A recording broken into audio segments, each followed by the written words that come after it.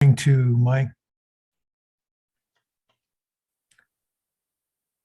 to my watch, it's 10:30, and I want to call to order the Board of Directors special workshop meeting for March 3rd, 2022. Could I have a roll call, please?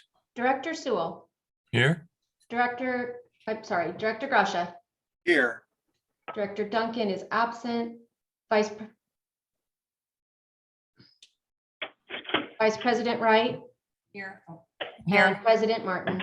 Here. Thank you. We have Okay. quorum. Where do we have anybody on the public that wishes to speak on this issue? I haven't had a chance to address the public. If there is anybody on the line right now who would like to make public comment, please unmute your mic.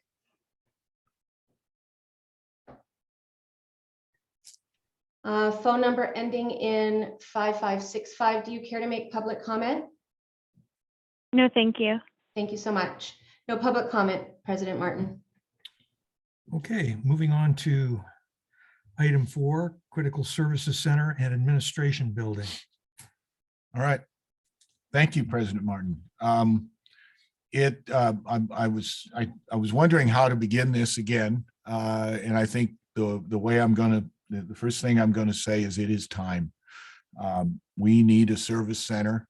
And there's no question that we have basically the worst accommodations of all 5 of the public purveyors in the valley that deliver 99% of the water to this valley. A past manager of a state contractor to the west of us met in my office a few months ago, and the first thing that he said when he walked in the door was, "No one can accuse you of working in a Taj Mahal." It's just time, and we need this. It must be a top priority. I can tell you that we will suffer if we fail to keep moving forward with this. The building a facility was in place when I got here 17 years ago. And in fact, the location that we have settled on, which we'll discuss later on, was purchased. Do you remember, Nancy, back in 2000? Yeah, just before, but we've been planning this. Then the Great Recession hit, of course, and hit us harder than anything else.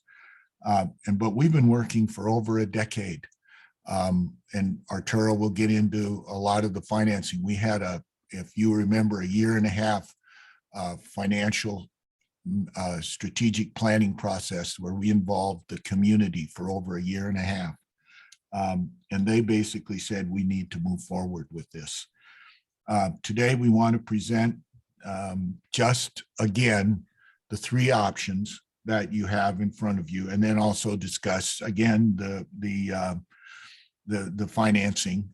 Nothing very specific can be really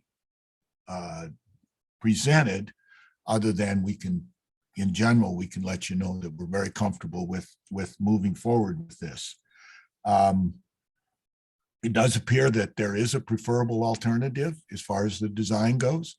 What was that? I don't remember. 3 or 2? No, not 3. That's for sure. I don't think it was a 2, 1 and 2. I don't know. Something. I don't know, because I've got. Remember? I might throw a We'll wrench. see. You'll have it. I might You'll throw a find wrench it. in your. You'll be up here. Okay, that's fine. Yeah, I just want to add that at the time, I think I preferred design 2, but that was only because it was the cheapest. All 3 of the designs are excellent and would be I fine. think 1 was the cheapest, but 2. I think it goes 1, 2. I thought it was 3, but anyway, it doesn't matter. Well, we'll find out today. We can discuss all those. And again, the reason will. we're doing this is That's what we're to doing. give you one more chance That's what I thought. to discuss it. You know me, I want to be sure that we don't move forward unless you are very, very prepared. And we are ready and capable of doing this in every area. So we just need this building to bring us into the future. Brian will go first and discuss the 3 options again, and you can refresh your mind and You can also change it if you want to. Well, nothing drastic. I mean, I don't think. All right, okay. But I do have some comments. That's what Okay. this process is all about. So with that said, did I leave anything out, Brian? Nope, you've got it. Okay, my friend, take it from there. Thank you, General Manager, President Martin, members of the board, those staff and public present. Yes, this is a sort of a new thing for us because we haven't had a workshop in over 2 years. So we've been having Zoom meetings and board meetings and study sessions where they've been the more, hey, this is the way we perform and things like this. This being a workshop, it's open discussion. So as the general manager alluded to, yes, we're going over things that you have seen. The one thing that we're going to add is there's going to be a little bit more detail from Arturo when it comes to financing options and where we are and how we're going to pay for this. But in reality, other people that are on this line, Renewal Clark, Robert's with us, Alvin's with us to answer any questions you have. The presentation will be actually, Arturo will pull it up whenever, as I speak through here. It's going to be very simple. It's the site plan that we've seen. And then between the study session and the board meeting, we sent you a packet of information because you were asking, hey, what do these look like side by side? We wanted to bring that back to you in an open discussion so you could talk about what you saw. So starting at the beginning, here is the site plan. If there are any questions for myself, Danny's on the line. He's had a lot of history with this site as well. He's helped us get to where we are, but really it's to the board. What do you want to see? We can go through all the different versions of it. We can stop here. It's completely up to you. Yeah, got a question on this one. Okay, the question on this one is all the 3 different ones, is the inside, plan the same basically in all 3 of these outside exterior shots? Yes. Essentially. Yes. Essentially. Really, it's just the outside of the building that we're looking at. The inside and things of that nature are going to say roughly the same as the open platform if you saw it East Valley. But yes, Okay, all so of the these inside is the same. Okay, I didn't know if the different ones had it a little bit different. Back up to the top, to this, back up to that one.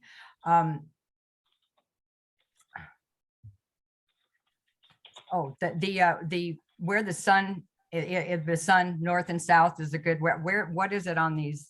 I tried to figure it out. I think I got it, but I'm not sure. North, south, east, and west. I'm thinking of the sun and the windows, and then the little bit of the wind. Is this all taken care of in this shot? Yes.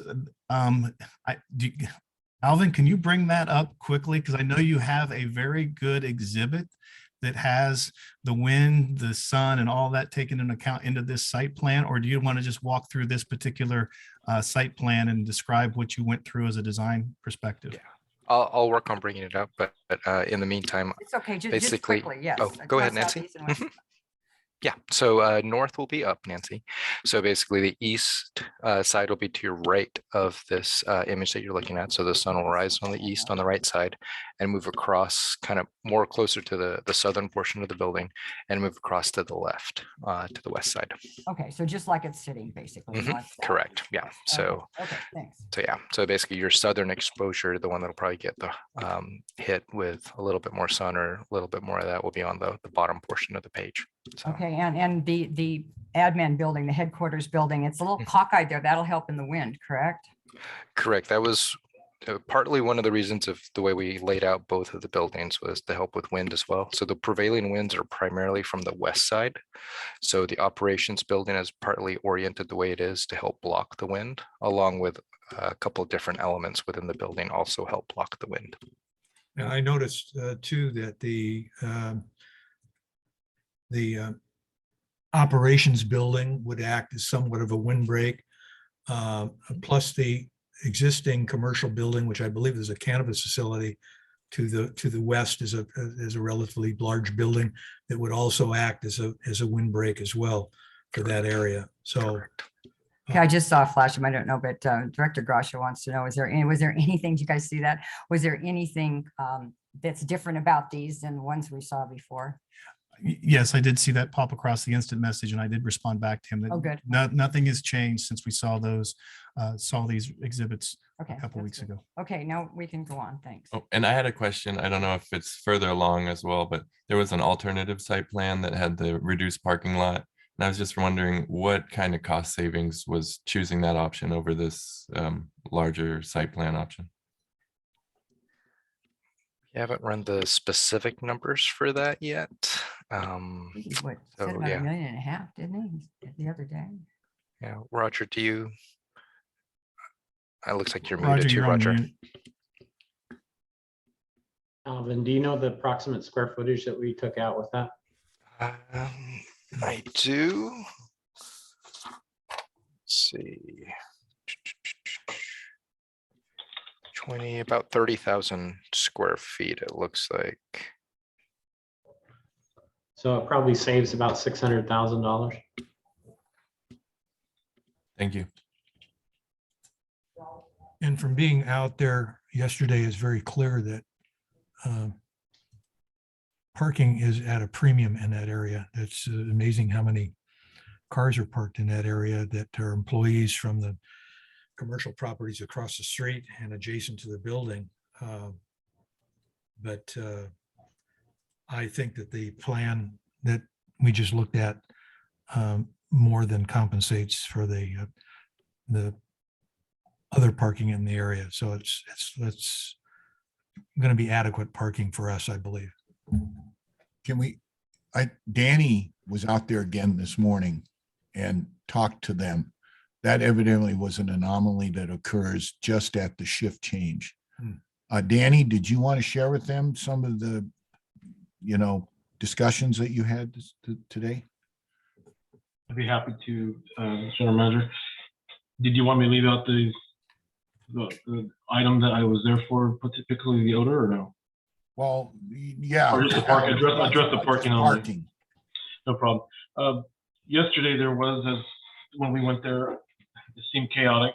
It seemed like chaotic to the point that it wasn't the cars parked on the curb, it was the cars that were causing traffic jams.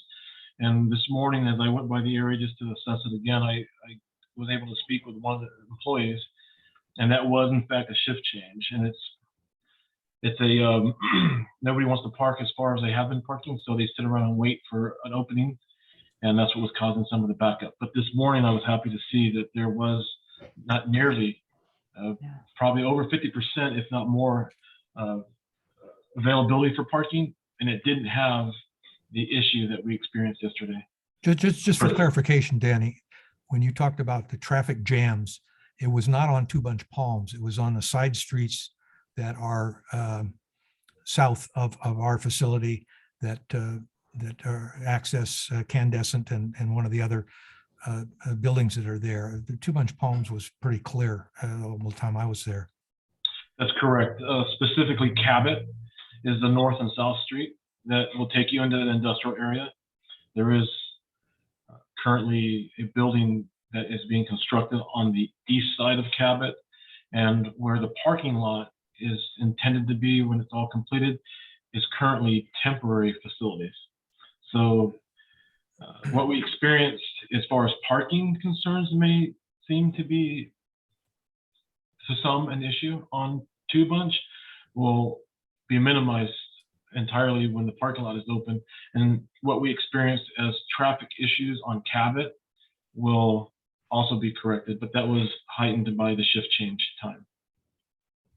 So that's all I have. Yeah, when I go down there every once in a while, I'll just see a whole bunch of cars, but not every time. So yeah, that makes sense. And we have that whole blank area over there. Maybe we can lease them some land for some parking if necessary. I don't know. Anyway, okay. I know you said that almost in jest, but that's actually something the city has shared with us that they may want to consider as we're going through the construction process to put some gravel down for some parking until some of the other plans that the city have for this Makes area sense. have Makes come to sense. fruition. What area are you talking about where the city has plans for possible development? They did not share with us what exact plans are still Which site are you talking about? Where? This side, the blank anywhere side. on this site. As we start leveling it off, Okay, I'm looking at the picture over here and I've got Dirt park. conservation. Wait a minute. We've got conservation land Yeah. to one side and we've got this basin area on there. And then the area around it, I understood was multi-species habitat land. Is that correct? So what area are they talking about the possible future development of city. AGM Macy, I can share. You're correct, though. Yeah, it's really, while we're in construction, we won't need to use the entire site. Right. So it was just for overflow parking to get people off the street before they come up with their final solution.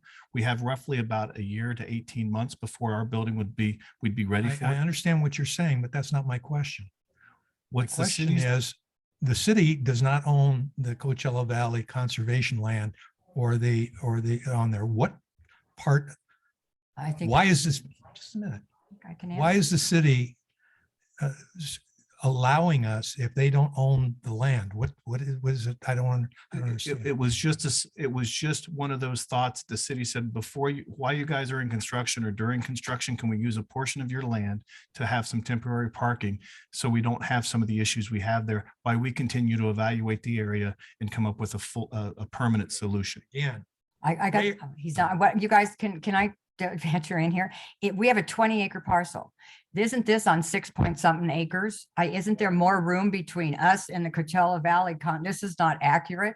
It could be this, as we're looking at this map, it could be the staff parking, it could be the white space along the property line, it could be anywhere on our site. What we're talking about is why we're doing the final grading and starting to put trailers there for construction and things of that nature. It's not going to be permanent. It's just I a understand that.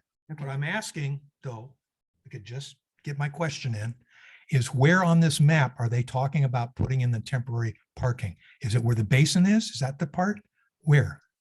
Where are they talking? Again, it could be the staff parking, it could be the white space along the east property, or excuse me, the west property line. It would be somewhere out of the way that would not impact our construction, but why we have the area level and available. If we own this property, why do we have to get the city's permission to do that? It's not the city's permission. It was just working with the city to help some of the temporary parking issues they're experiencing while we're in the construction phase and have that available. Obviously, once we finish this area, that will not be available to the city, and the city by that time would hope to have a permanent solution for some of the parking issues in the Because you area. phrased it, said the city would allow us to use that for temporary parking. No, I'm sorry. If we chose to allow the city Oh, to use okay. it for All right. temporary parking, I sorry. apologize. No, that's probably my fault. Then my question is this drawing on all 20 acres? I Or believe 60 all or 20 60. 20 acres includes the Coachella Valley Conservation Land Oh, floodway no, to we the own east. 20 acres out there. No, I can help.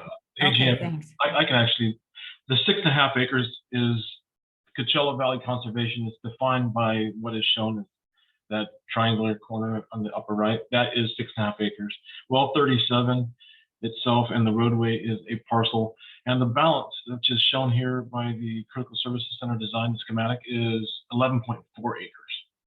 So the frontage area along Two Bunch Palms Trail, the diagonal portion that bisects back towards the north property line, between that and well 37 and the High Life cannabis cultivation is 11.4 acres. So all of 11.4 acres shown in this current slide is being utilized. And that's what's available for construction. Is 11-point-something acres of our 20? Is that? Yes, the Yes. 20, okay, so Right. I've got so for those that are not seeing my screen here in the boardroom, I am going from the northwest corner to the northeast corner to the southeast corner.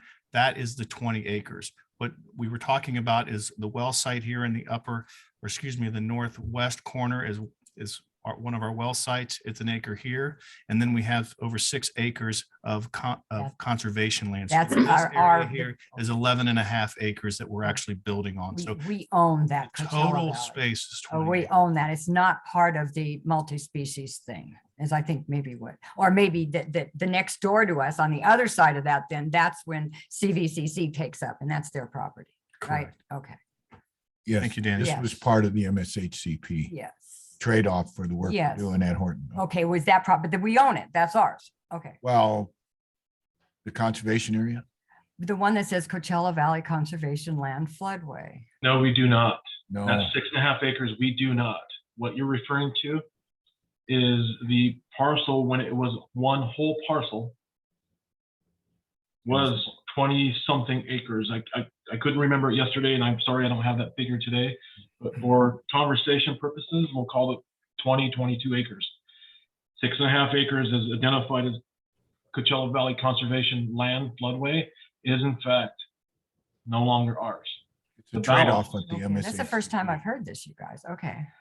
I didn't never pick up on that before. Okay. Yes. And of course, the beauty of having that conservation land is we're going to have the demonstration gardens and things like that, and how nice it would be able to look out over the property and not have somebody building a big building right next to it that's going to have nice view of desert Yeah. landscaping and stuff to the one side and behind too. The north and the east Yes, not be built on. that's a real big benefit. Okay, so that's different from the That 6 was- point something buildable acres that we talked about several months back. Okay, And that's part of that MSA. now it's 11 something acres. Okay, right? Yes, Okay. that's part of the trade-off for that Danny's referring to. Yeah, I was get part- that. I get that. Was part of our trade-off as a result of the MSHCP. Okay. That their fence doesn't go that far yet, right? Or does it? Does Well, that there- fence, there does is that, out there. does that fence cover that part of our property that we donated to them? Yes. Okay, It does. okay, thanks. It's not much of a fence, but it's. it Well, is- yeah, the CVCC fences, yeah. Posts, then they have a cable, Yeah, that's, well, that's the multi-species Yeah. fences. Yeah. President Martin, Yes, Director Gracia has a question. Are you encouraging him to speak up today? yes, absolutely. Okay. Mr. Grasho, what's your input on this? You guys were rolling along well. I didn't want to interrupt. It's okay. Go The, ahead. we have roughly 50 employees, and you covered this last meeting. How many does this allow us to grow to without additional changes to the footprint? If you know what I mean. It seemed like it got up to 60 some or 65. Maybe you could run that by me again. Also, I wanted to point out the reason I asked whether any of the drawings had changed. I thought the number 2 had the sign treatment was on top of a fountain, which I wasn't thrilled with. But now I see it's on top of landscaping, and I'm thrilled with that. And so, of course, my choice would be number 3 with the sign treatment from number 2. But that's just because I like the overhang and the way that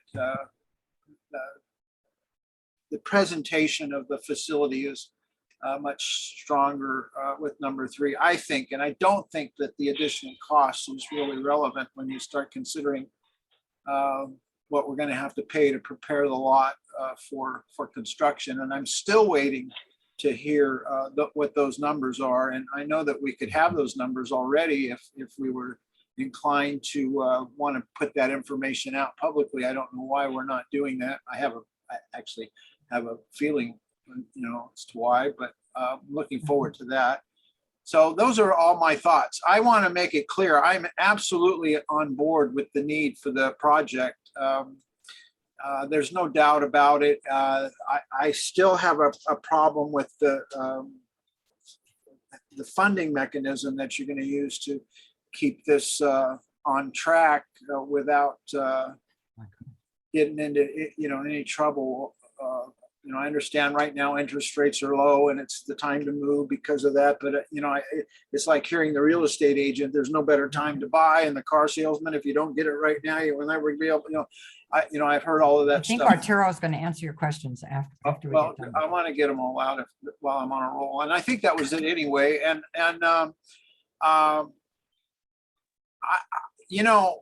the one subject that we probably want to avoid, and that is, is Mission Springs Water District today what it's going to be 2 years from now? I think it's not. I think that the landscape is such that you're going to have a completely different agency before you know it. And as a result of that, I'm not sure we should get too far on this until, whenever, what I'm talking about.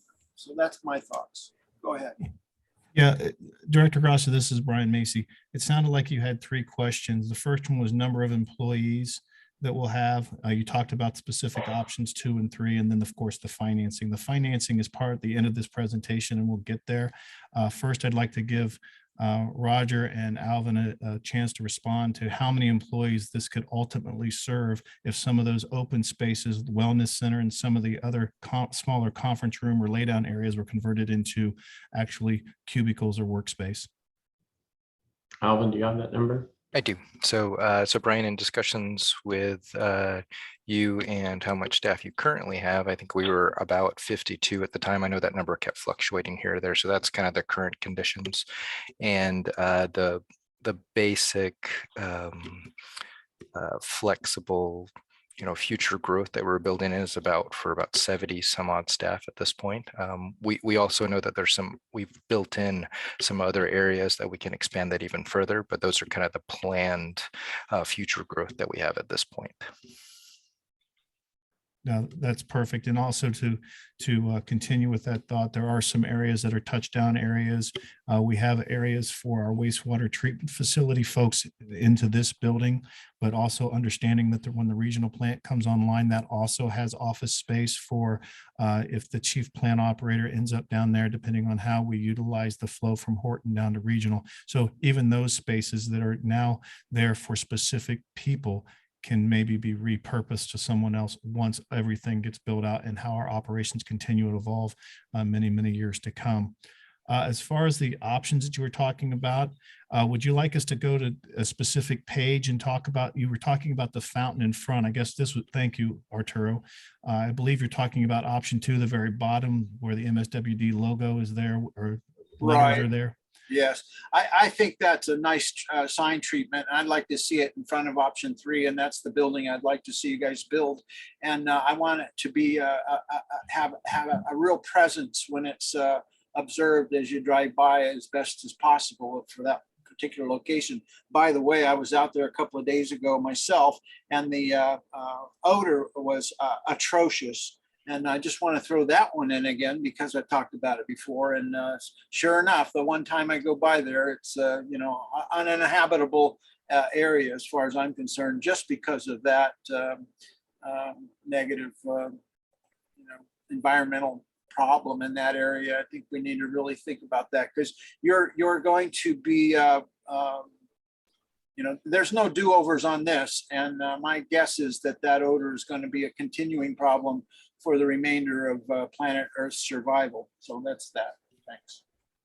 It's interesting you say that, Steve, because we were out there yesterday and the only time I could smell it was when I was over closer to the facility where we had a site plan laid out the way it was set up. I couldn't smell it at all. But then I smoke cigars, so maybe my sense of smell isn't as good as yours. So no, I think that it was, I stopped in my car and just rolled the window down.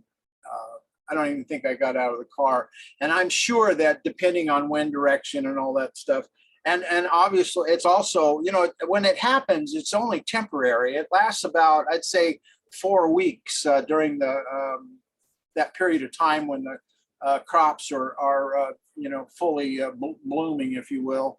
And then it, clears up for another 8 weeks. So it's a cycle. It comes and goes with the growing cycle, during the rooting process and on. You won't know it, but boom, one day you wake up and you go to work and you're going to, what's that? And then it goes on for about three or 3.5 weeks, I think. So, it's going to be an issue that comes and goes. I think, for the most part, you're going to have air conditioning systems and filtration and all that. But if you're going to rely on fresh air exchanges, it's going to be in. by the way, Dory, I don't have Steve on my screen as attending.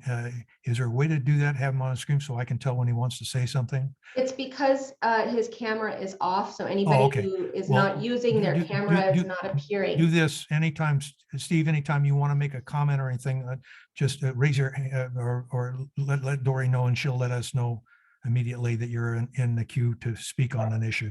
Well, I can't see you. I think I got it all out.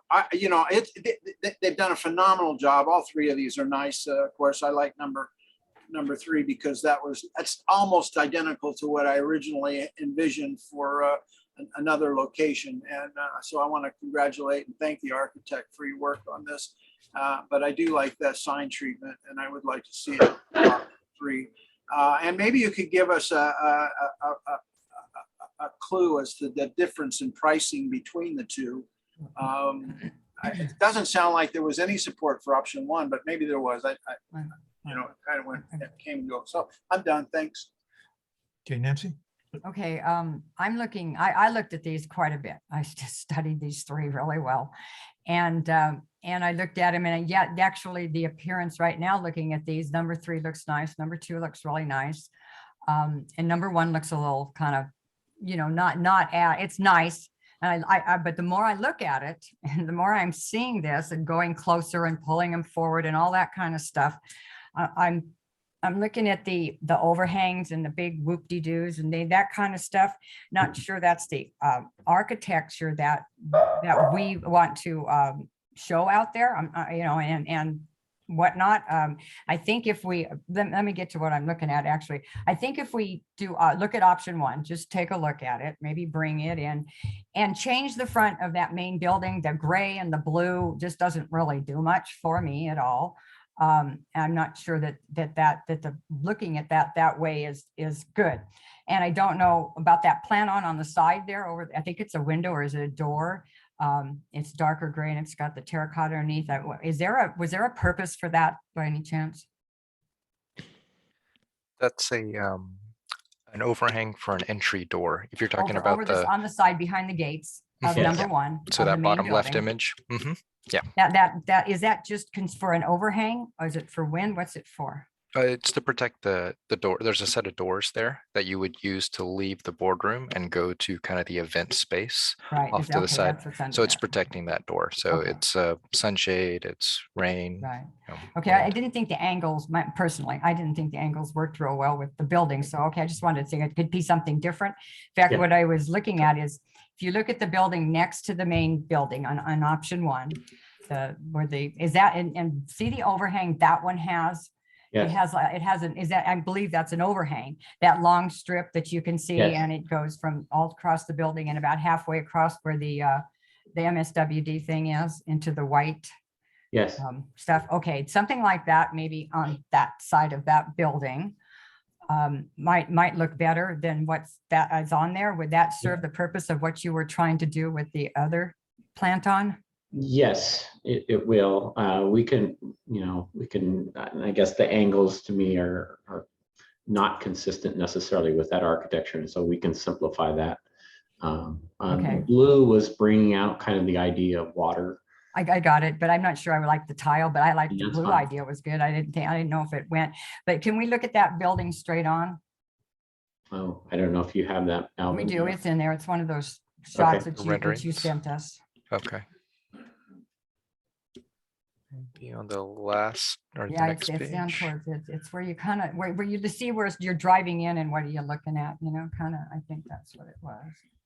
That the other side of that, yeah. Is that the last page, Arturo? It might be maybe the earlier shots. Let me see if I can find it too. Oh, I think those are it. Is that, Okay. are these Okay, the well, ones you're okay, mentioning, well, Nancy? maybe I just pulled it forward. It's probably the top one of option 1 there on that screen. You pull it forward, you can see the stripes, the blue stripes on the side of the building between the white, the planter and Mhm. yeah, that right there. Okay, I was looking at that. Okay, just kind of maybe doing something different on the front of that. First, I was thinking of those stripes and I thought, well, maybe we could have some tiles made up that say provide, protect, and preserve or something like that on that wall, maybe our mission statement, something to that effect in nice tiles. But the front of the building with all that glass, okay, first of all, we're in a desert here and we're in a sandy part of the desert there. And I'm not so sure that glass to glass, I mean, I've seen it a lot and I've also seen it where a lot of dust, dirt, scorpions, there's a lot of stuff that can get inside those compared to. Now, if you go to the number 3, item number or the option number 3, the front of their building, see the storefront and the doors, and the doors have, weather stripping, they have thresholds. I kind of like that. If you just go to where the black bar is, and just kind of, if you put it across, I was thinking, possibly looking at, I mean, you know, I'm just kind of thinking here, that if you take that storefront and put it somewhat on the front of the other building, let's go back to the first building. And not all the way up to the top, you know, you leave maybe, you know, you leave either glass up there or the building up at the top, and then you have that frame starting down, I don't know how many feet, 2, 3, 4 feet, whatever that would be. And then the rest would be that storefront look, which, you know, if the glasses are, if the window panes are broken, it's much quicker, it's easier, it's less expensive, that kind of thing. And I think it's just all around a better fit for where the location is out there. I know that was one thought. Okay. And so I have a lot more, but right now I'll kind of go with that and as we move Okay, along. And Okay, Do you have a favorite of the three options? well, I think with some of my moving around and sure. kind of changing some of a little bit of it, I think I'm looking at number one, because when you look at the whole thing, that building and kind of the front of the building front, everything else is pretty much the same on the back side of the development, you know, area. It doesn't change too much. It's okay. Yeah. But if this front, there you go, the bottom one down there, that front, and I kind of like the blue, maybe do more something that's more like water drops or some special tiles that would do that. That's an overhang, correct? The blue is an overhang, Yes. right? Yes, it is. Okay. And some of the wings and stuff on the other ones, you know, sure, they look good, they look nice. But they're just plant-ons, you know, they're not structural value of any kind. And I think they're a little wild for our area. I don't know. So if we could work on that building right there, Okay. and maybe you guys have another idea to kind of make it so it's not so boxy looking and, you know, that's that kind of thing. I don't that's the know. biggest problem I have with one, is it looks like a series Right, of exactly. boxes out there. That doesn't have to. And architecturally, I really like option 3. Or to me, that's a very, maybe the color scheme might want to change if you like the blue. Well, I don't know if I like the blue. I like light. I think the light stuccos look much better. I But like the architecturally- terracotta. Architecturally, I like 3. Ivan, what's your take on it? If I had to pick one, I'd go with 3. I was also kind of leaning a little towards 2, but I believe that was partly just because, if I remember right, number 1 is the most expensive. No, I thought it was the least, because those plantons are expensive. All those wings, you guys, that's a lot of money. Alvin? Let's see, go through it really quick. So option number 2 was the least expensive, and It was, option, really? But All those? hey, Yeah. let's qualify this. They're very, very close. Yeah. Yeah. Not an appreciable difference, and we can get any one of them to come down to the lowest number very quite Okay, easily. 1 and 2. Well, 2 also has has the all glass to glass doors and all that kind of stuff. Like I said, being out there in the sand and the wind, I don't think that is real feasible. I would like to, if we thought of number 2, I'd like to try the storefront on that. Is there any way we can show that sometime, see what that would look like? Well, I think I'd go with number 3. So 2 is kind of just my backup. But I do like Director Grosh's idea of the signage from either 1 or 2 being added for 3. Yeah, okay, 3 doesn't have that. Yeah, okay. I would say I like that signage too. I thought that was really good. So you're saying 1 is the most expensive? number 1, yeah, the way we're tracking right now, number 1 would be the most expensive option. I did not realize that.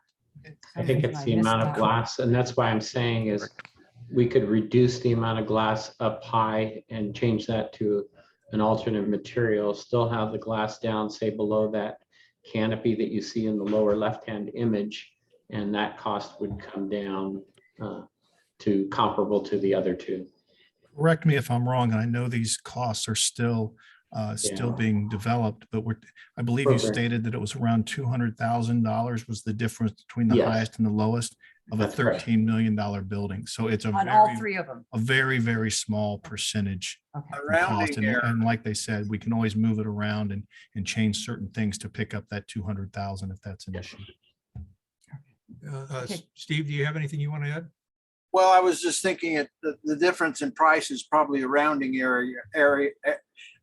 error on your monthly, 1 month's billing on your, billing cycle. So to me, the difference in price for the different elevations is just minimal compared to, the overall costs. And what we haven't heard yet, like I mentioned, is the getting the ground ready to build. I can't wait to hear that conversation. I don't think we're going to get it today, but okay. Glad to hear you We only guys. paid 25,000 for the property. I so know, Whatever it is, it's a deal. I'm gonna give you that. It was, an extraordinary, but like I say, there's the ground cost, prep costs. I can just wait. Anyway. Can we do something? Can we go to option 3 and pull it up just by itself?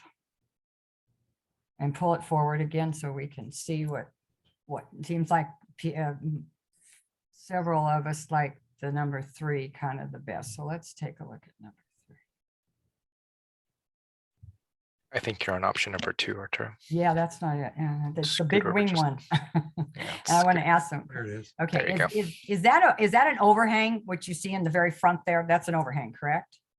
It doesn't, Correct. okay. And that's the main building, right? Yep. You're looking at the boardroom on the right side, and then slightly to the left would be the entry into the main lobby. Okay, well, that's another question. Is the boardroom in a different spot on this one than it is on number 1 by any chance? No. No, it's the same No. spot. Okay. Correct. It was hard to tell on that. The one thing that I did notice about East Valley was that those overhangs really served a purpose they do. as far, and especially when you're out here with the sun beating There we you every go. day, that, Hello. Can you hear, are you on, Arden? Is your, yeah, I'm on. my Okay. microphone. Okay. This is Steve.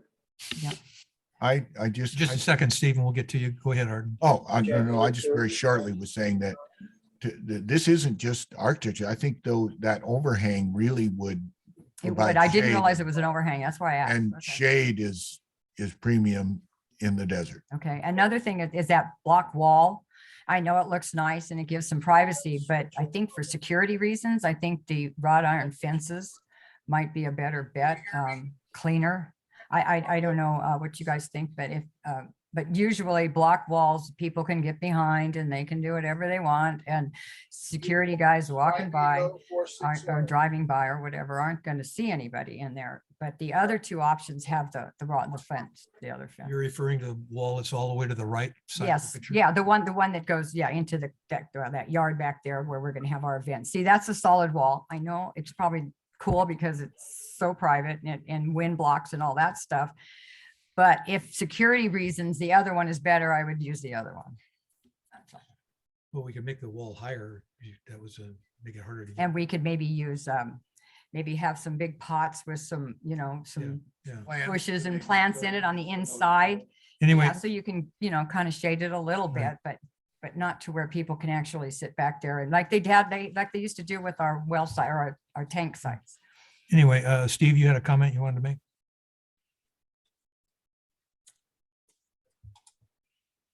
Freestyle light. Okay. Oh. And also landscape, are they also freestyle light?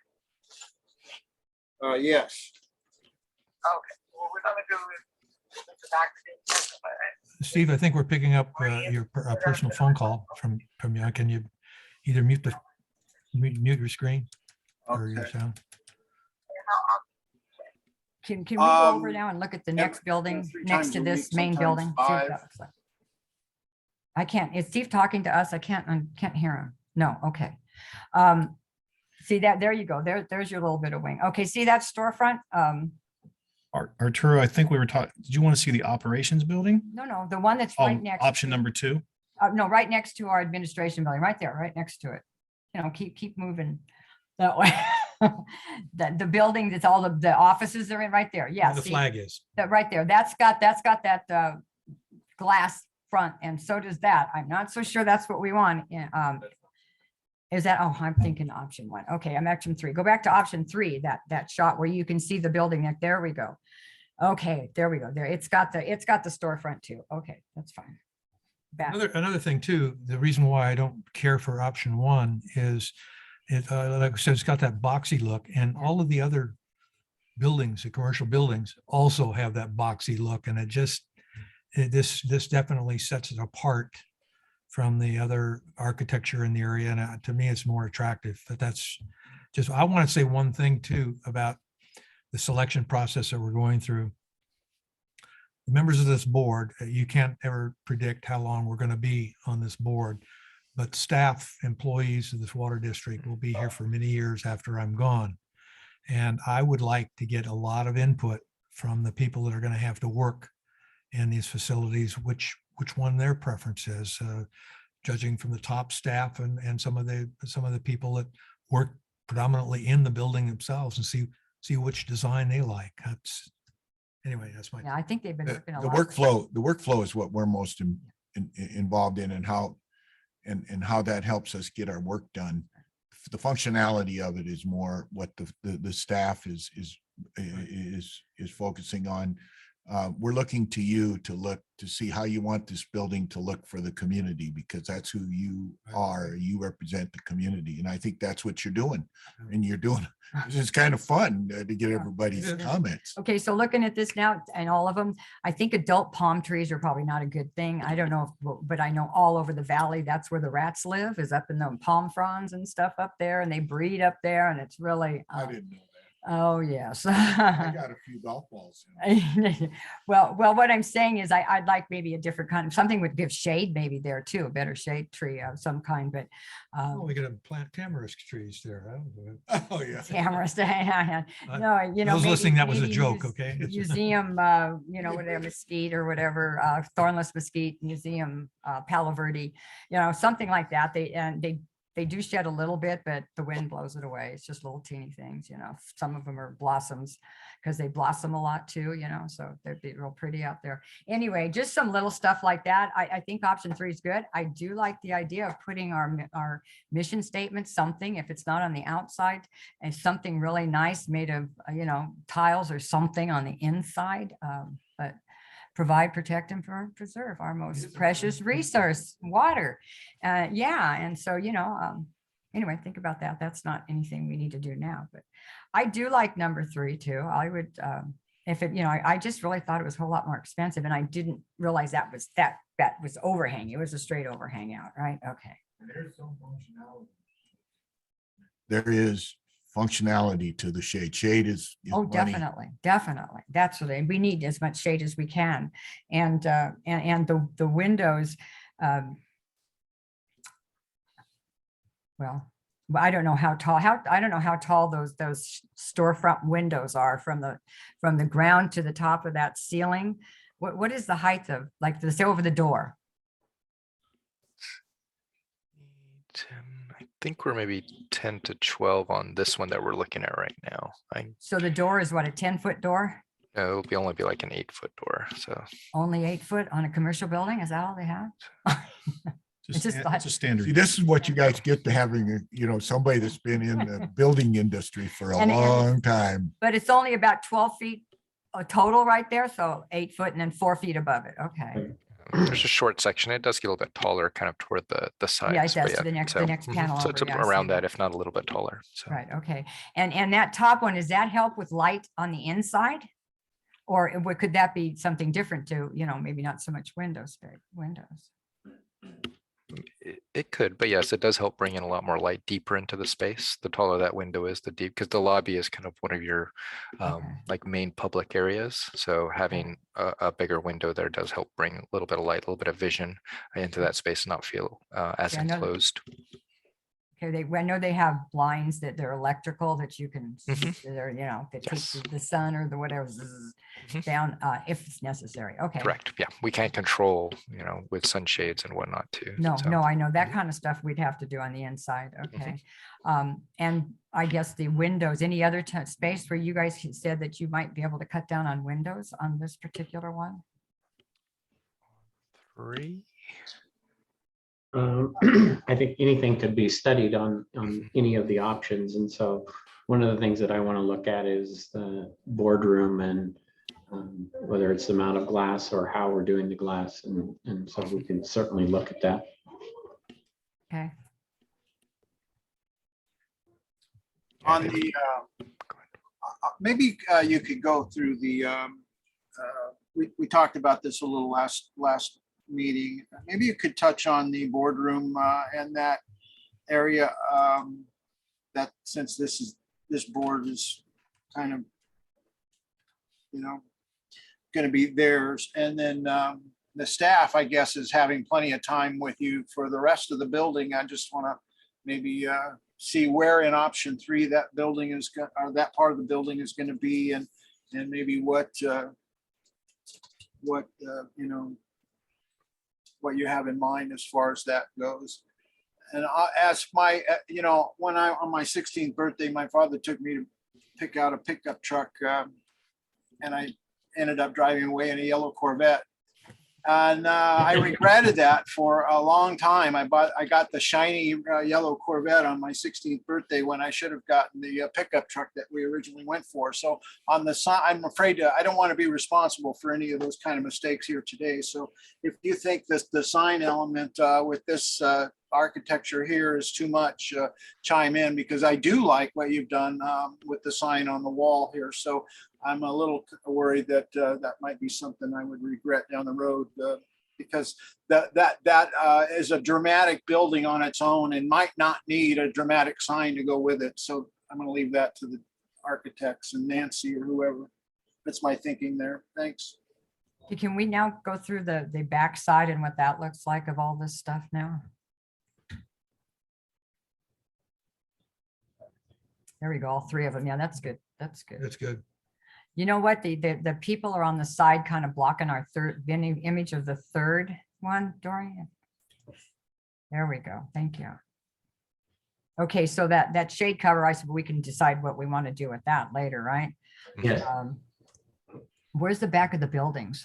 Do we see the, let's go, that's, then, okay, back to that, that's where the events would be held, correct? That Yes. site we just saw? That's Okay, correct. and that's the same size in each one of the options? Yes. Focus on option 3. Is I that was, what you I was wanted to looking do? at all 3. Oh, you were looking at all 3 of them. At that moment, but yes, okay. Just to see what it is, but just to show the difference in the awnings, but. Right, but yeah, okay. Now the back side, that's the building behind it, right? Is that, does it all That's look like correct. that behind it? Okay, and Yeah. there's not much doors, there's not much there to, Well, okay, so right down at the end of this, you would have the boardroom.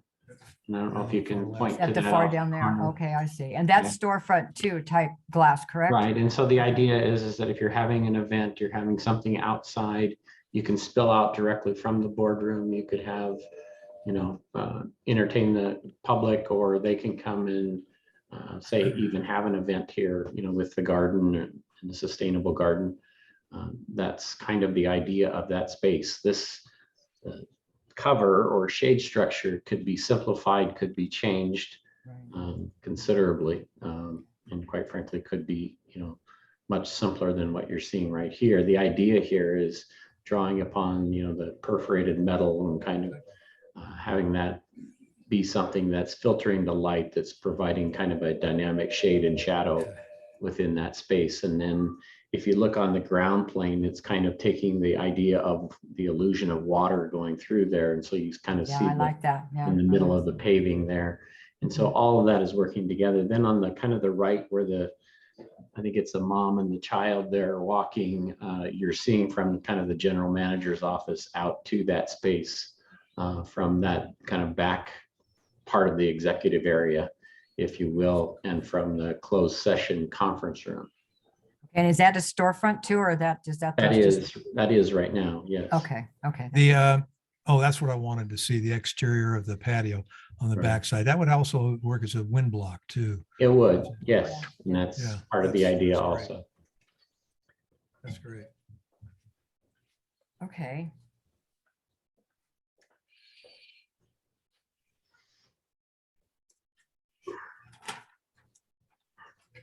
I don't know, I think, well, other stuff, other questions I had, like you guys can come back with the window stuff, where you think that if you can, if there's no place, I suppose, window coverings would take care of any issues for the most part, but And I guess I want to say, we have a lot more study that we need to do and work on.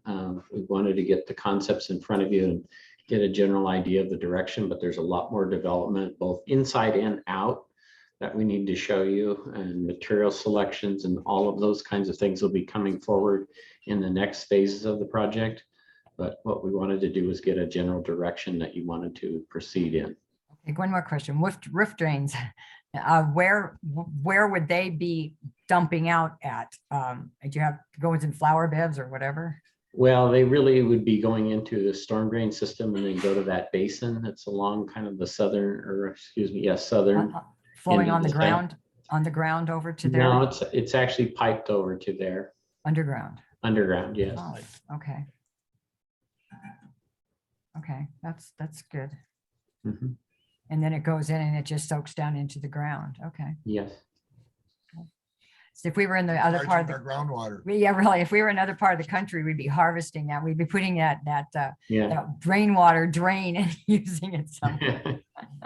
Wow. Anyway, I don't think we have enough rain for that. No.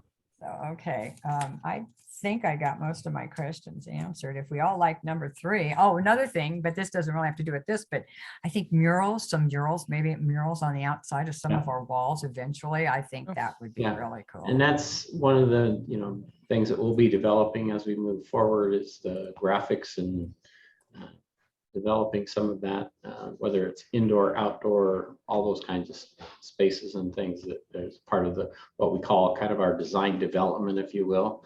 And so you're going to see a lot more development of whichever design is selected. And outdoor fans too, that Yeah. those in areas where people will be sitting and stuff. I think that's always good in the desert.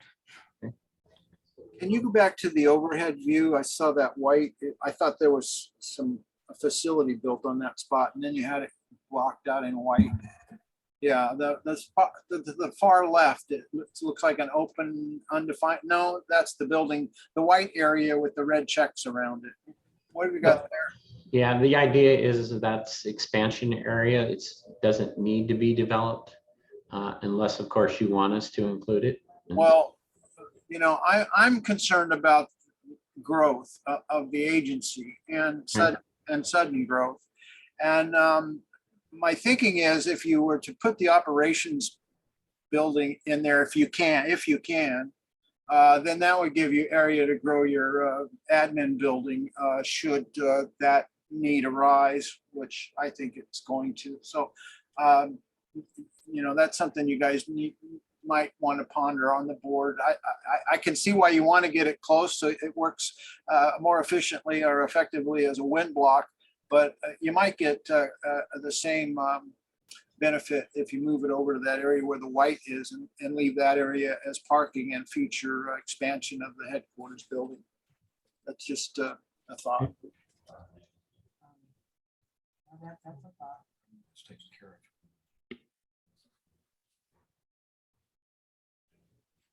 I would just hate to have to give up the garden area if that building needs to grow by a third or something like that. Where's the HVAC equipment?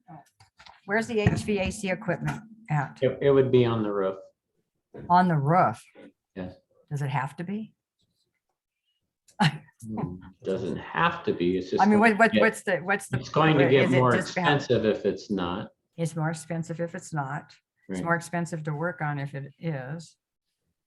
Well, it's that's an interesting point, but on every project I've been involved in, it more than a few, having it on the roof is it ends up being the right decision because the sound is not doesn't affect the outer it's you have to hide those air conditioners if they're left on the ground, and it never works out, and you're going to have I don't know how many units, so it's of course if you have to expand the building, you're going to have maybe you go up with it instead of out. So I don't know.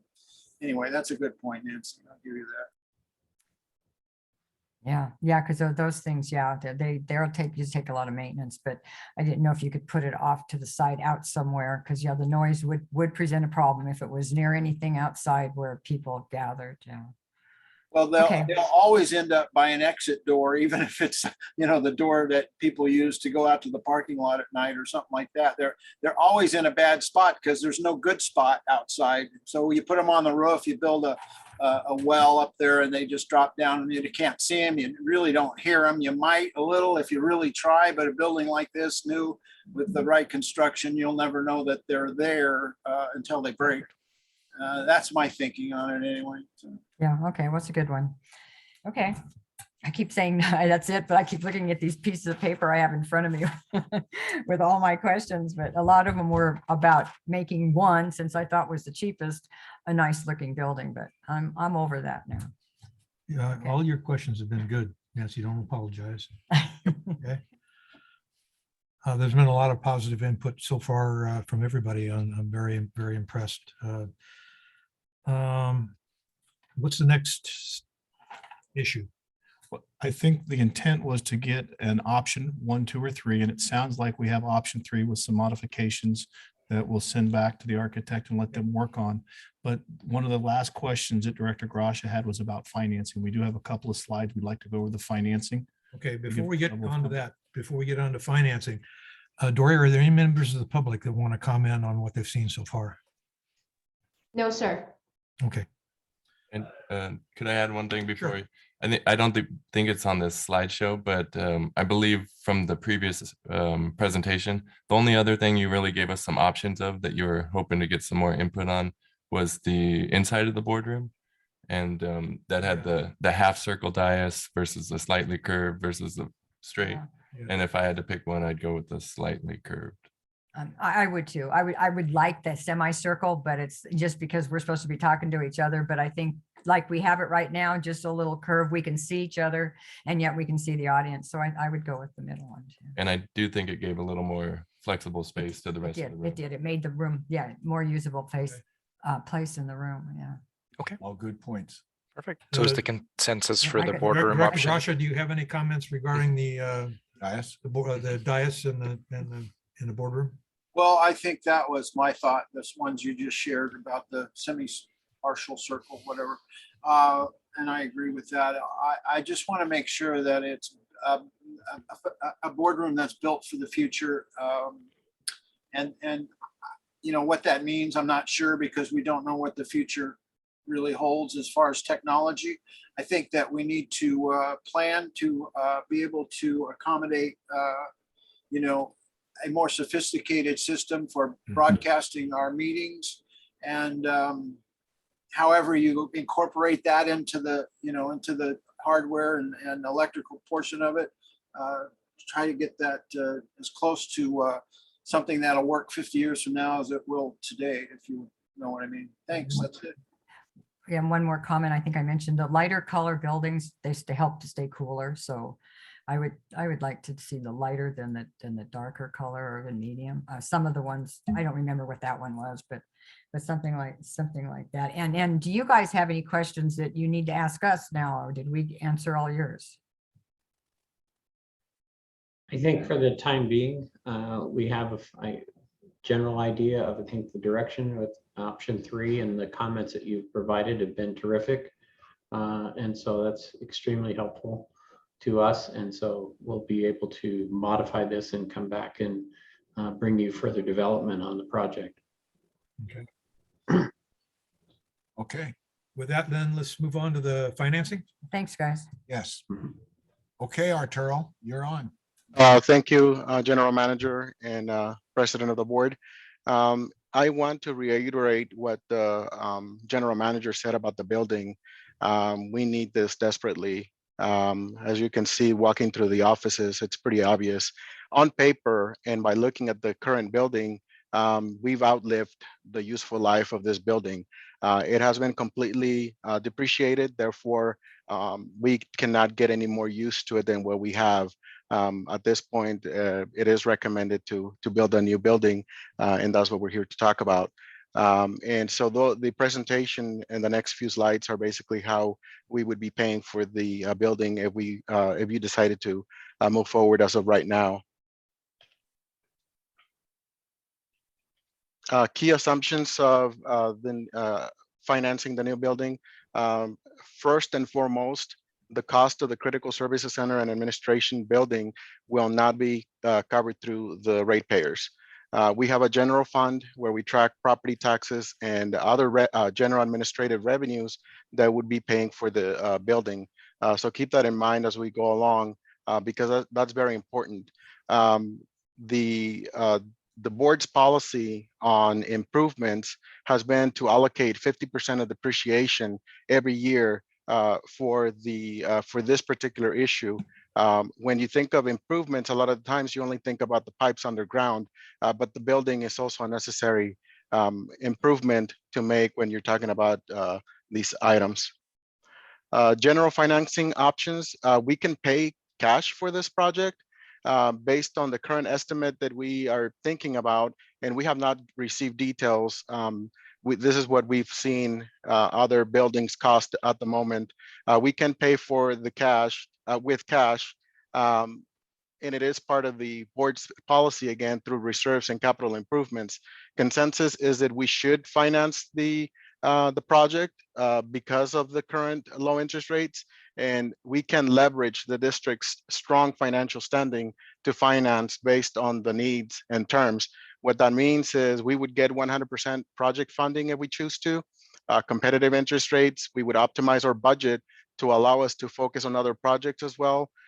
Escrow funding, which means we would collect that money and pay our vendors fairly quickly. We would preserve the reserve, the policy from the board that we have to maintain, again, 50% of depreciation every year to set aside in cash, and customized payment structures. We wouldn't be locked to anything specific where we would be limiting the resources of the district. And so that's where I lead into the next slide. In the current financial market conditions of the district, with an estimated cost of the building of $20 million, the current approved budget, capital budget for this job has been $6.5 million. And whether you want to choose that to look at this as a down payment, for example, we can see that the amount to finance would be $13.5 million.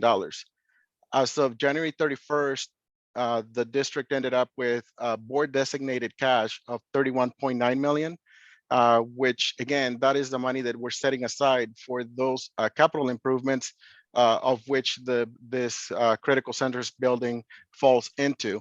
Of that, additionally, we have $13 million that is unrestricted.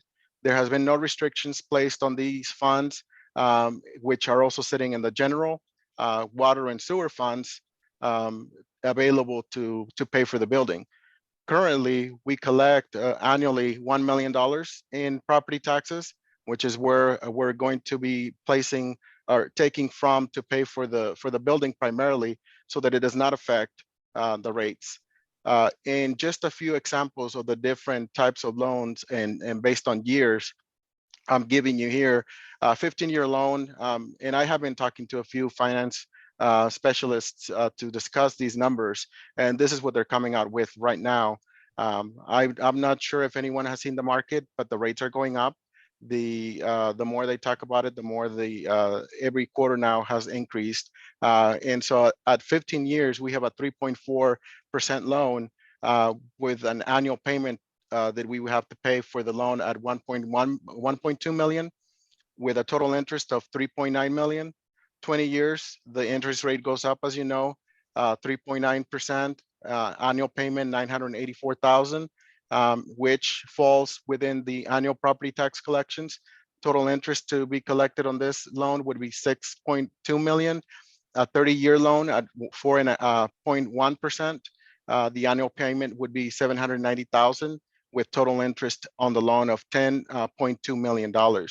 And so, without looking at specific numbers, this is what we can offer you today and give you the options. It would be up to the board's option to finance more, to pay more in cash, to modify the loan in any way you want to make it work for us, whether it's monthly payments on the loan, quarterly, semi-annual, make it a 40-year loan, make it a 10-year loan.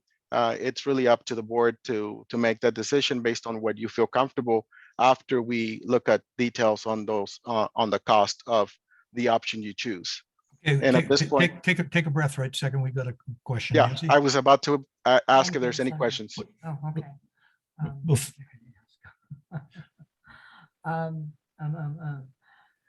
Oh, the $1 million property taxes. That goes up as the property values in the district go up too, correct? Absolutely. Yes, that is related to the property tax value, based So on that values. of figure's not properties. going to stay at $1 million. It's It'll going to get go up better. as all these property value. In Correct. fact, it might have already. Absolutely. Yeah, okay.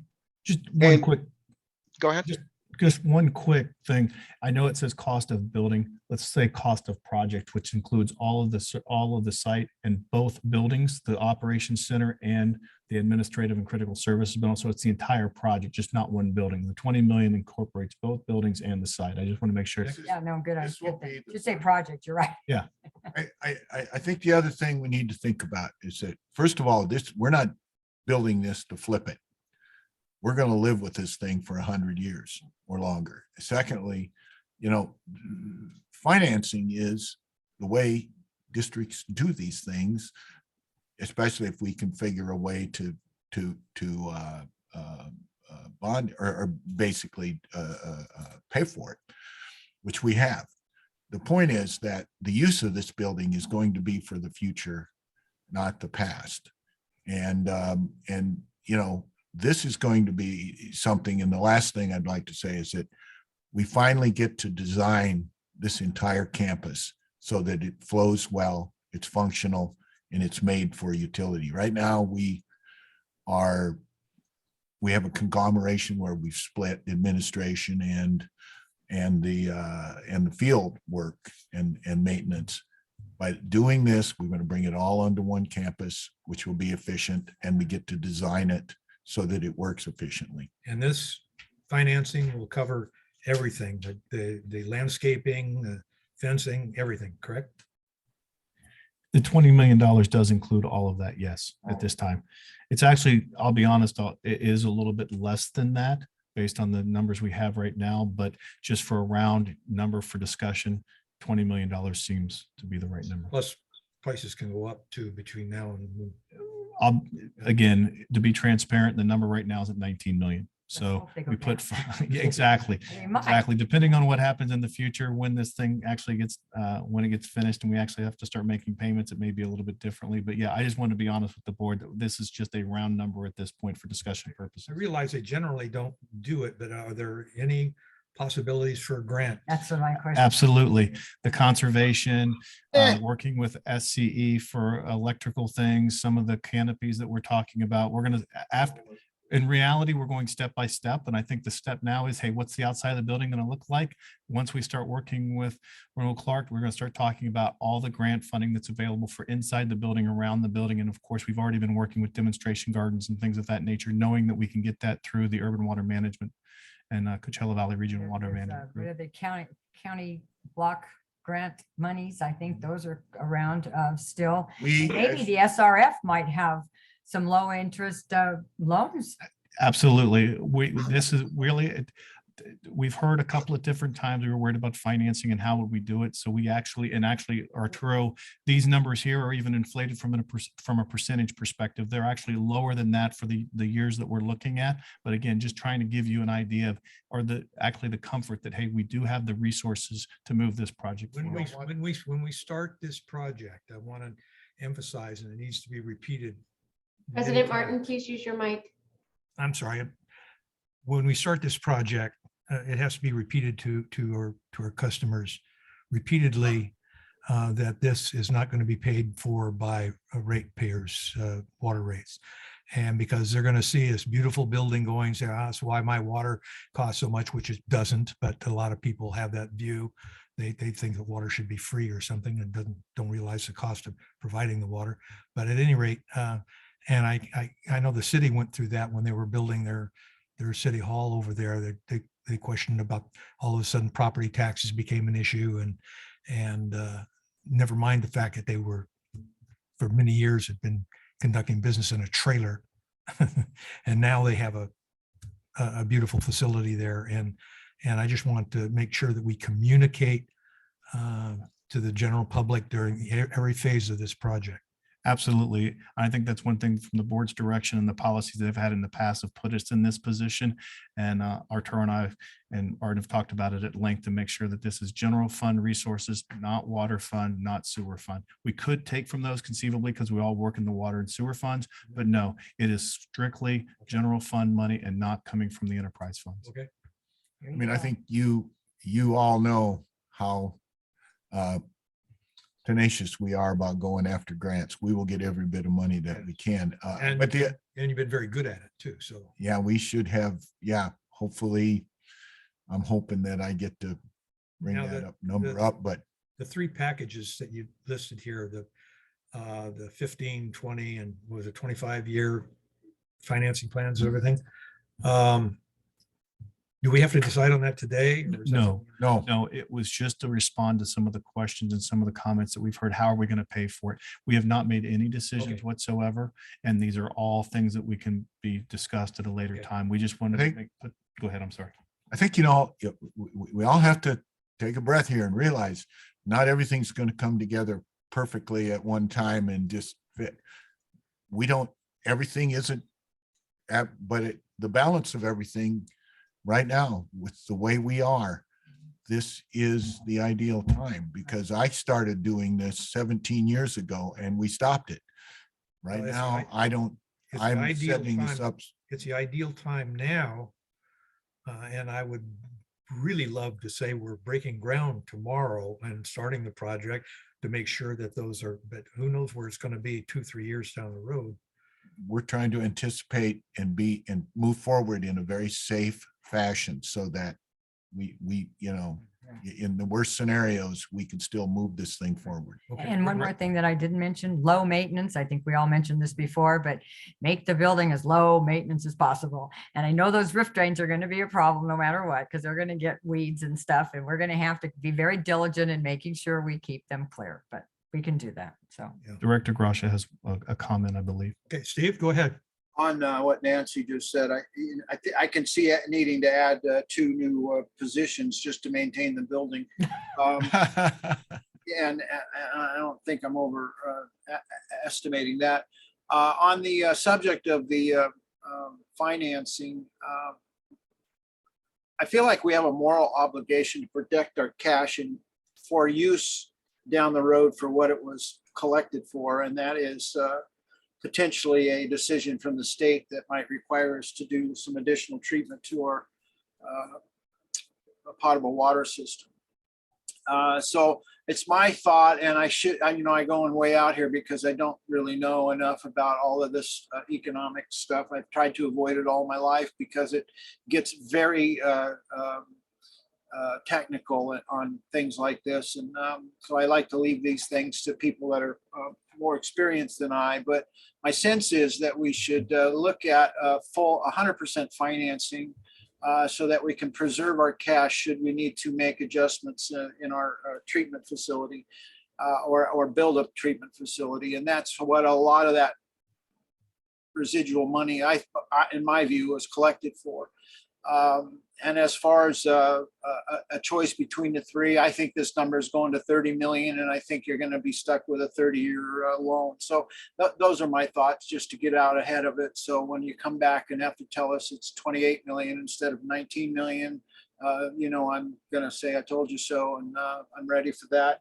And I'm also ready to.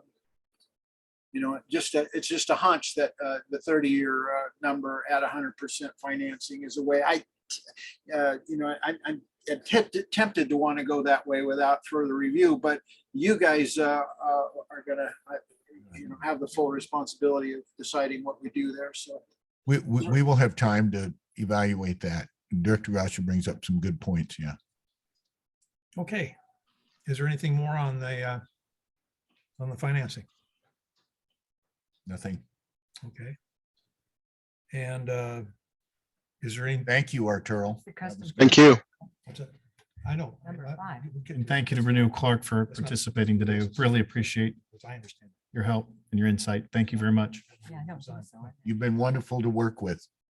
Thank you. Appreciate that. Okay, we're good with that portion of the workshop out of the way. We'll move on to item 5, the customer portal update. I'm going to turn this to April. April. April, you have the stage. We're looking forward to hearing from you.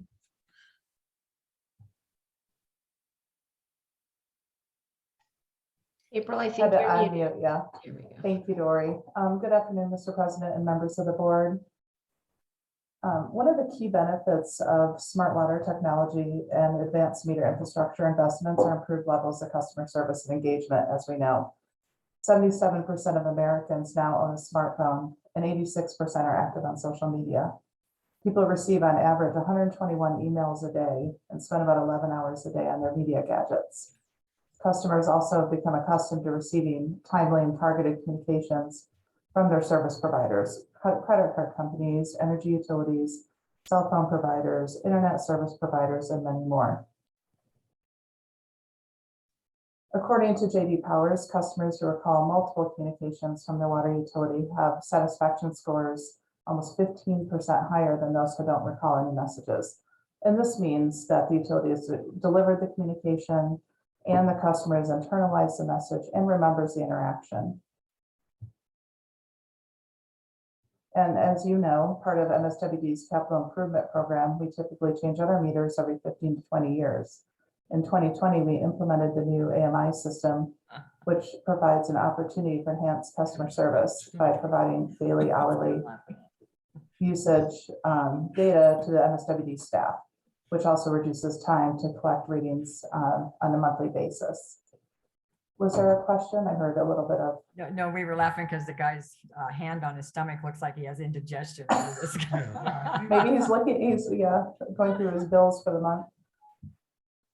It is frustrating. So. One of the major benefits of the new AMI system is that it provides almost real-time hourly data on our customers' water usage. This data stream allows for us to identify leaks as they occur and notify customers of money-saving fixes. Not only does this save money from lower utility bills, but it also protects households from water damage. This is a real benefit to our customers. It doesn't end there. Real-time data allows the users to track their water consumption patterns more discreetly and see where they can conserve their individual water use. For example, if a customer learns that nearly half of water consumption goes to outdoor irrigation, they can invest in an irrigation control system or turf replacement that can yield additional savings. Also, customers that engage with their utilities are more likely to register for digital communications over email and text messaging, which makes it easier for utilities to communicate system critical issues such as water main breaks, oil notices, or even routine maintenance schedules. And this always leads to fewer surprises for residents and contributes to the virtuous cycle of improved satisfaction, which is always our goal. So this leads us to the MSWD Watersmart portal. This improved relationship is critical when utilities need to raise rates, justify future infrastructure investments, and a more established communication channel with customer aides in a proactive conversation. Customers can view current water use and history and receive smartphone notifications of sudden spikes in water use due to broken pipes or ongoing high water use from leaks. The customer can also see how their usage compares to other MSWD households by step-by-step actions to reduce consumption based on their actual water use over time. The online portal will be accessible from anywhere in the world through secure internet. I need to pause for just one moment to see if I can improve my mic. I'm sorry, just a moment.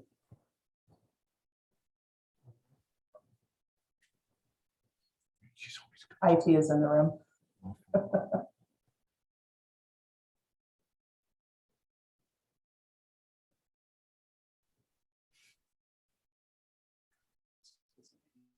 Does it sound more clear? What do we do? Yes. Better, April. One second. Can you still hear me? I think my voice is breaking up. Can you hear me good? Yes. Now we can, yes. Oh, I'm sorry. Did you ask for questions? There was a delay there of some kind. No, she just looking to correct her Oh, okay. microphone. Oh, I'm sorry. I thought it was me. Okay, can you hear me now? Yes, Much better. Much better. Thank you.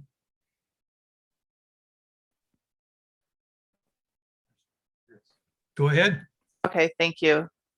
Sorry, Kurt. IT's in the Good. It's very. okay. Whereas customers can view our current water use and history and receive smartphone notifications by Now you're breaking Now up. you're breaking up. Why? The internet, probably. It's getting worse. Yes. Are you hearing me okay now? No, you're You're still not- breaking up. You're still breaking up. Oh, she's breaking up. She's What? breaking Say up. something, April. Oh, she's on mute. What is she doing different? Can you hear me now? Yeah, go ahead, April. Go ahead. I'm not sure I did.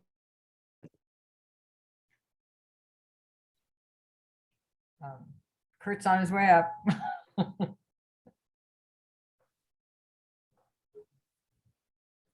Can you hear me? Yeah, we can hear you. Give us a sound check so we can make sure, because you're not. No. Say something. I think she is. I think she's trying. Okay. Wow.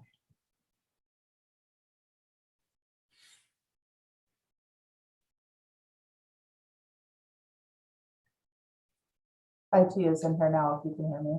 We can hear you Yes. just fine now. Go ahead. Can you hear me? Yes. Yes, go ahead. Okay, goodness, sorry about that. Thank you, IT.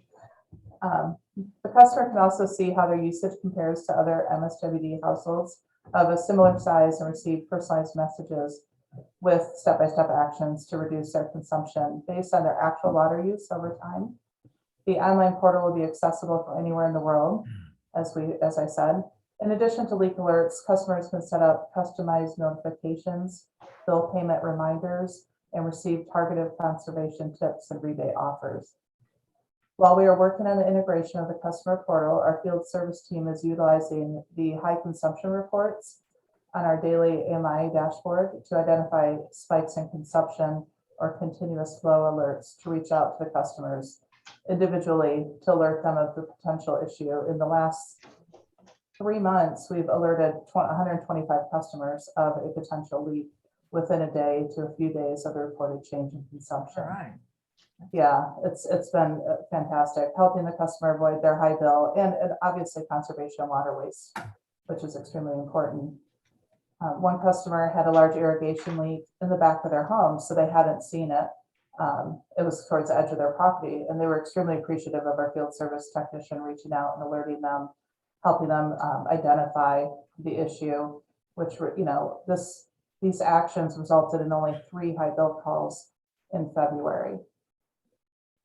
Due to the Pay Near Me integration, the portal launch to the public has been delayed as a decision to integrate the payment system along with the portal launch will save the district over $60,000 annually, as well as more savings by not having to pay for a second integration phase later. The integration is anticipated to be completed by the beginning of May, and then we'll be ready to launch to the public.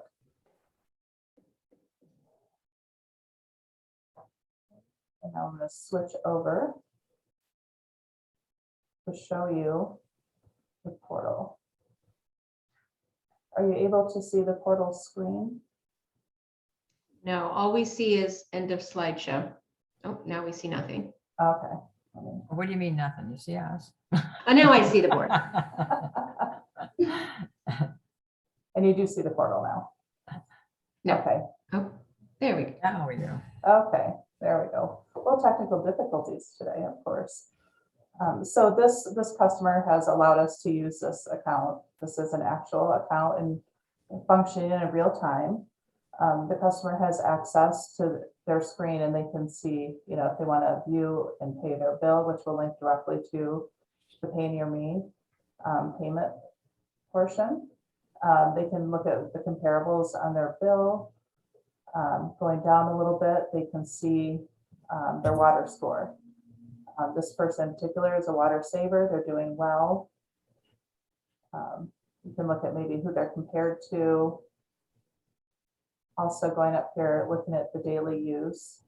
And this is where you can kind of, you know, see these changes. If you want to view that use, you click and you're able to drill down a little further. This person had something running continuously, and depending on what type of parameters they set for their leak alerts, they would have received notification of this during that time period. And then you're able to go here and look at the different days use. And if I want to know what's happening, you know, right here, you click and it's going to take you down to your hourly view. Oh, wow. Yeah, and you can see it's not a continuous flow. So, you know, immediately you can see, okay, wow, there's not, you know, a major break or anything, but something's happening. Maybe it's irrigation going on too frequently, things like that. So they're able to kind of take a look at that. And then as you scroll down, it also shows you your variations in use, seasonal use. Like an EKG for water. Exactly. It's very cool. You can really get in the weeds in here. You can really get lost at looking at your use. Comparing your usage, you know, from the previous year, the last 24 months. And, you know, this is always exciting. This person's using 4% less water during the most recent 12-month period. So they're definitely trying to conserve. But then it's saying they're not as efficient as last year. So, you know, maybe that's where that continuous flow issue or that potential leak alert is causing an issue. So they can dig down a little deeper. And it also gives an estimate of what the assumptions are of the use in the home. Obviously, we're not in the home. We can't tell people exactly what's happening, but this is based off those assumptions. And they can kind of drill down on their use there. And if they wanted to update their profile to improve the estimates and give more information, they're able to.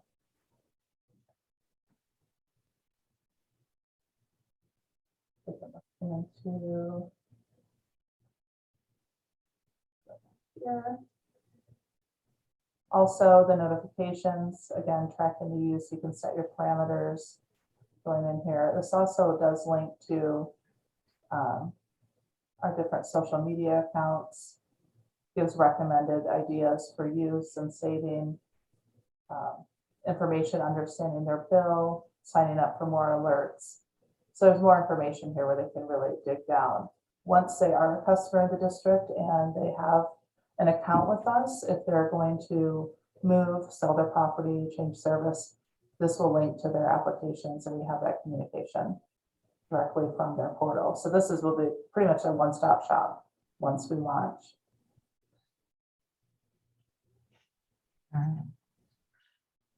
And are there any questions so far? Is this on there now or is this future coming? This is not launched publicly. We do have a few people that have access currently. Oh, the pilot things going on? It's essentially ready to launch. We're just waiting for the completion of the integration with the payment system. Oh, okay. For us to launch it. And that's what the delay has been. And we wanted to make sure that that was understood, because if we had launched and then had to have, you know, if there were any issues integrating the payment system, we wouldn't want that to affect the customer. We want to launch this seamlessly. So everything is ready, updated, and functioning well. Okay, thank you. Ivan, do you have any comments? Yeah, is this all just browser based? I see the one announcement over to the right that shows add a shortcut on your mobile phone, but it's not a standalone app. It's just a browser. Exactly. Okay. Yes. And then how do the notifications for like the high water use work? Does that send a notification via text or? Email and text, and you can set the parameters of what your preferences are as well. Okay. How soon do they get notified? Now, you mentioned a little earlier that within a day. I mean, our point is, if we see some characteristic changes in their usage, how soon does this system notify the customer, right? It's pretty quick. We can play with the parameters. I personally have access and fill the pool in the evening, probably 8 o'clock at night, in a above ground pool. And I don't know what time for sure the alert came through. It came through very early in the morning, and I received an alert of abnormal and high use. And just for the board's information, the staff is currently using this. So whenever they see a customer with a trend of higher usage, immediately they're calling out to verify and alert the customer so that they are not waiting at all. As soon as a customer service representative notices the high usage, they'll call. So this is being used right now to help our customers. Cool, good. Right. We have a field service technician actually who does go through and every morning and identifies any spikes in use or peaks on an account, and we reach out to the customer until we have this launched. Okay. Director Gracia, do you have any comments? I was thinking when Director Sewell was making his comments, I had the same thought. And why would we not have a standalone app for those that want to be that connected? It seems like, I know that when websites started, it was 100% browser based, and there was no such thing as smartphones. And that was, back when my company had, we were first online with our products. And then over time, when the smartphones came along, now it's like 70% of all of these transactions are occurring on smartphones. I don't know. I think that number is accurate. It certainly was well over 50% not too many years ago. And my thinking is there an option that would allow us to do a standalone app at some point, or is there a reason we're not going to do it? Or maybe you could go into that a little bit if you don't mind. Something that a lot of utilities especially have gotten away from. It's expensive, and the use is pretty minimal. People tend to visit when there's an issue or they're paying their bill. This is mobile friendly. But yes, there are options in the future. And I know that the district's taken a real hard stand on online security, if you will. I don't know all the terminology, but will this website, is it advanced enough to accommodate like the FIDO keys and things like that to ensure that the right person is logging in and doing the right things? How does the secure, is it require two-part sign on? How's that work? Well, initially it's just as when you would go to the website and create your online account previously, it's similar. So you're going through the site to get here initially, set up your account. Yes, there are security measures and parameters to follow to set that up. And is this going to be on its own server separate from our internal systems that we use to control the different well sites and all that stuff? I'm a little concerned about people getting a backdoor into the system. I know that's something that you guys have an entire department now dedicated to. I just wondered if it's going to be completely isolated so that people aren't going into our wastewater treatment plants and turning pumps on and off. And that's been happening. I attended a online discussion about that a few days ago, and it was quite frightening what's going on in the world. And there was a case down in Florida where somebody got into the water district system and turned on the chlorine to full speed and basically shut down, poisoned the system. So that's my recollection of that case. And there were several others. I just want to make sure we're not getting people too close to the critical part of the system. Of course, Director Grasha, that's a very valid and huge concern. I did read that myself. I know that our IT department has been working tirelessly on cybersecurity, and that would be something for, I think, him to answer a little more. Most of these are cloud-based and not necessarily stored. Okay. So Yeah, that- it's completely separate from our system. We do have our own finance servers here in this building, but the Watersmart portal is a complete third party in the cloud system that we are not connected to from a standpoint of direct connection. We do have a connection with the finance system to the credit card payments and things of that are reconciled on a daily basis. But again, it's only read-only type of things, and it's nothing is writing into our system. We have a lot of different reasons for doing that. Some of them are credit card based and protecting identity and things like that. But yes, they are all completely separate. And then they're also completely separate from our SCADA system, whether it be an exact firewall or a separate even system. The SCADA system that you made reference to is not on our servers here. It's on its own special set of computers that's separate from our normal system here at the district. So we actually have 3 distinct systems if you want to look at them that way. And then the payment portal is yet a 4th system that's embedded inside of the Watersmart environment. Great news. Thank you very much for that clarification. Very helpful. Anything further, April? I do not. If any of you have any further questions, Okay. please feel reach out. Nancy, you have any questions? I had one final one. Towards the beginning of your presentation, you had a graph that showed like landscape or irrigation use. Is that just estimated? How does that number get determined? Was that? Let me-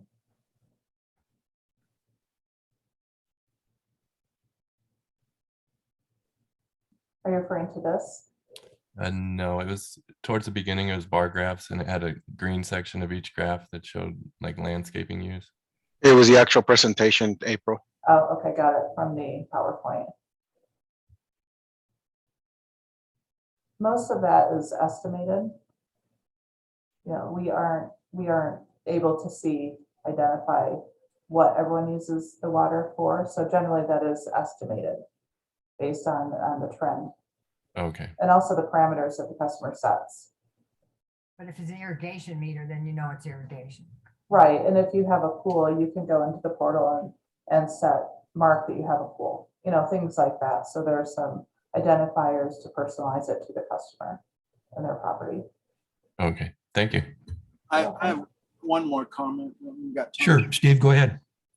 Yeah, it wasn't long ago when we had a vacancy in this department that Marion filled, and I remembered having a one-sided conversation with the general manager about the position. I remember telling him, you need to get a heavy hitter. That department, what in my view was lacking for years before I got here and during the time that I was here. And I want to compliment you. I heard your comments at the city council meetings, the last couple of meetings, and I just want to thank you for the great work that you're doing. You've added a great deal of swagger to the agency, and I want to thank you for that. And I look forward to your continued progress here at the district, helping the district pull itself out of a bit of a quandary that it found itself over the past few years. So thank you for that. Thank you, General Manager, for your great find here. She is great. I am going to tell you, I didn't realize what I was missing. This is April here. Yes. But Marion is actually incredible, and That's April giving this report. Well, it goes both ways. You've both been doing a great job. So thanks both ways. And I wanted to also let the board know that we're congratulating April. She just completed her degree in communications, and you can see it through her presentation. She did an amazing job. Director Grasha's comments certainly fit both of those individuals. We're very lucky to have both of them on board. So good job on your presentation, April. Oh, thank you so much. And moving on to general manager's comments, item 6. Okay, that's done. No comments? Director's comments, Mr. Grasha. I've been paying attention to what's going on at our friends to the south, and they had they've come up with a map that I find to be completely just bad news all the way around. And we'll wait and see what their final decision is on the 15th. But at this point, I think that the district needs to pay close attention to that decision, and it will have an effect on this agency and the Desert Water Agency going forward for generations to come. And that's a decision that is 15 days away. And the people of Desert Hot Springs need to know that I'm working very diligently to make sure that we have a full complement of representation on that board down there. And what I mean by that is the map that they appear to have settled with puts the bulk of our service area really into being represented by a director that lives in South Palm Springs and who has virtually probably doesn't know how to get to Desert Hot Springs. He's probably never been here. And it's insulting, and working overtime to figure out a way to cut them off at the knees on that decision. I don't want to go too far into it because we just don't know what the final outcome of that is going to be. But to take a full, I don't know, a third of our district or more really, and have it represented by someone that lives at the Canyon Country Club in Palm Springs is insulting to me. And, all I can tell you is fireworks to come, and to stay tuned. Announcements will be made. So I don't know how more dramatically I can put it than that. So let's keep an eye on it.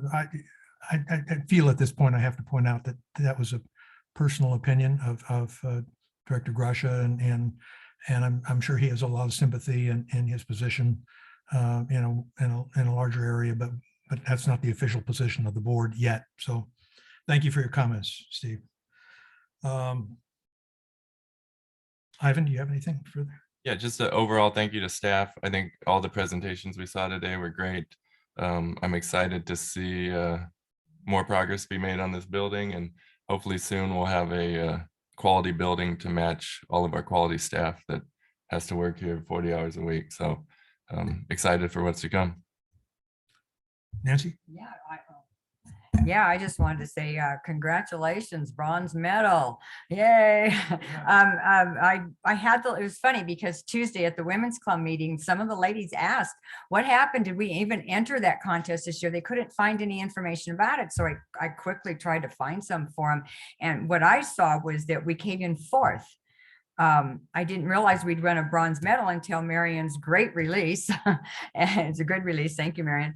And I went, wow. And is it what did I miss something, or did two agencies get first and second or something, two on first, or was there a tie, I guess I might say, or was I just reading it wrong on their website? I will let Marion comment. Marion is not on the meeting. Okay, well, that's okay. I just was my question, but I'm glad we won the bronze. I'll have to tell the ladies we did win. We did win. We won a medal, and so thanks. I thought the news release was good. I saw it in the Aqua News online. There this morning. I opened it up and there it was. So it was still on there. Okay, that was it. Thank you. Okay, my comments are, I want to thank the staff for putting on an excellent presentation this morning on the location of our new administration center. It's refreshing that this board is unified in most of the decisions moving forward, and I look forward to, hopefully while I'm still on the board, of seeing a new facility in place. The design, I think, are very, very impressive, and I'm looking forward to seeing it built. If there's nothing further, Brian, did you have anything you wanted to add? Okay. All right, with that, the meeting is adjourned.